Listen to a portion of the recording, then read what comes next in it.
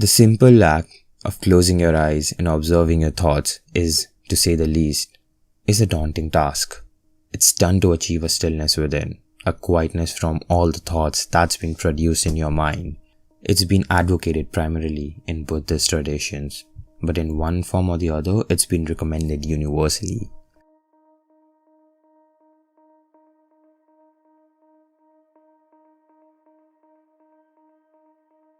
In Hinduism, various yogic forms are designed to bring about a union between the universe, mind, and the body, a connection of one's soul, which is the Atma, to Paramatma, a universal consciousness. In Hindu scripture, Bhagavad Gita, Lord Krishna says that the mind can be one's friend as well as one's enemy.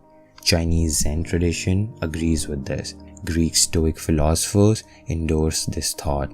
Marcus Aurelius, a philosopher king, in his Stoic thought catalogue Meditations, said, "The soul dyes itself in the colors of one's thoughts."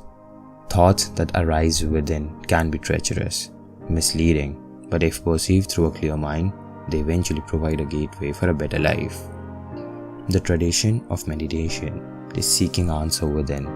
It's the realization that you're not the body, not even your mind, and according to alternative medicine advocate Deepak Chopra, we are rather a silent observer, and during meditation, also experienced during a night of deep sleep, the witnessing awareness is awakened, realizing one is not the body nor the mind, but rather an eternal spirit that transcends space and time. Gautam Buddha himself taught meditation, which is known as Vipassana. To him, it's a constant act of being aware of one's sensations, thoughts, and actions.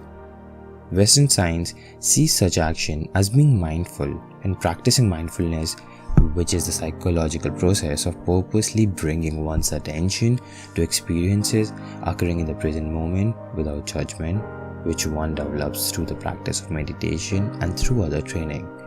Call it what you want, but the question here is whether meditation helps improve one's life or not. I can answer this question honestly through my own experience. I have been meditating on and off for now almost more than 5 years. My experiences range from feeling sleepy after a meditation session to almost a transcendental out-of-body experience. What I realize is that my thoughts, which are of the wide spectrum from happy, positive to negative, toxic to mundane, random to imaginations of wild proportions. Sitting down with your eyes closed in a cross-legged position, and that's how I usually do it, and that's how it's generally recommended.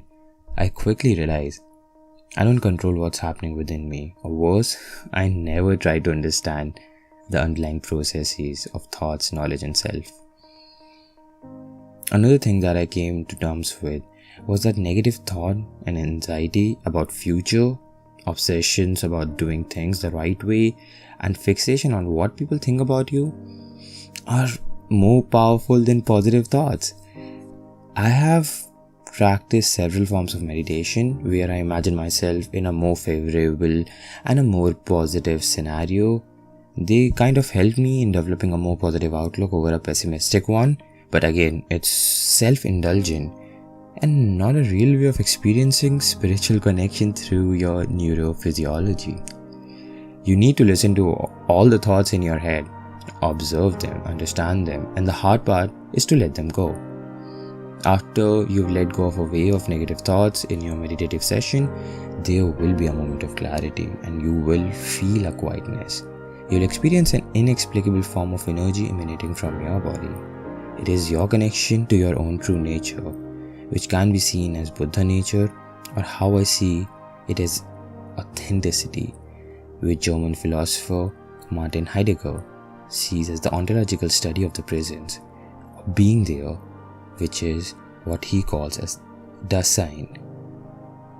This quietness sadly doesn't last that long, and you are thrust back in this usual habitual way of your mind. In my waking hours, I started observing the thoughts that arose within me. For me, it doesn't make sense to be positive all the time. That's what positive meditation was all about, to get rid of negativity, to be more optimistic. but a healthy skepticism of self in situation is required to live. And this is what I think Greek philosopher Aristotle sees a well-examined life. This examinations means ignoring toxic thoughts that degrades you, causes anxiety over the ones that let you know about your shortcomings and how you can be better. Those generally are positive thoughts. Meditation helped me broaden my category of positive thinking. It isn't tooting your own horn. That's self-indulgence, or worse, narcissism. Those are negative thoughts disguised as positive ones. Positivity is very honest. It is your authentic embodiment. It is, for example, learning something difficult, recognizing you suck at it in the beginning, but if instead of being upset, you are kind of motivated to be better at it. It is being humble. When you eventually get good at something, you realize that you can always improve and help others who are struggling. Similarly, constantly meditating helped me exercise these muscles in my brain that immediately calls on me on my own bullshit. If I achieve something or accomplish a goal, I'm bombarded by these thoughts of how I am so better than other people around me.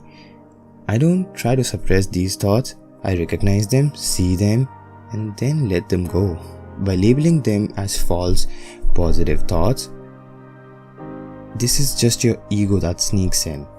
Then there are thoughts of how other people are judging you and how you are incompetent, you are ugly, you are useless.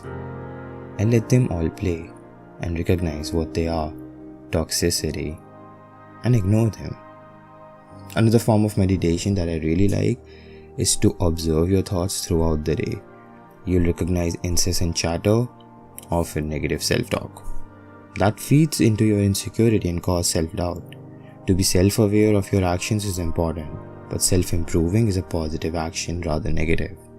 Obsessive thoughts, playing different scenarios about how different situations are going to play out, learning to observe your thoughts and recognize your own harmful patterns is something I learned while meditating. There are other benefits. I tend to feel less stressed out, anxious and overall more positive.